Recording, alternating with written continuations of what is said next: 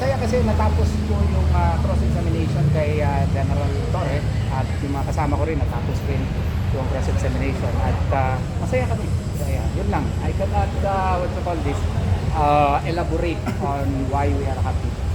But there was another supposed witness to be presented today pero beyond 4:30 na kasi si judge naman ultimately hindi na lang pinasimula yung another witness. Next hearing na lang po. Kay General kayo natagalan, ano po? Yes po. Kay General Torre kami natagalan po. But you were satisfied? You exhaustively natanong nyo lahat ng dapat tinitanong? May mga iba pa sana pero at least yung mga pinaka-importante na tanong namin at na-clarify. Attorney, bakit mahalaga na mapatunayan po to cross-examination na surrender yung ginawa niyo?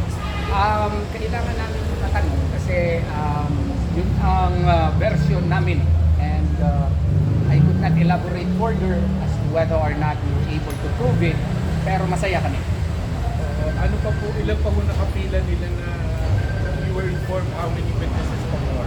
Well, in the pre-trial, 13 witnesses yun. Pero I think parang kanina may mga developments. Parang hindi na magiging 13. Parang maliit na lang ata. Ilan na lang ang i-present nila.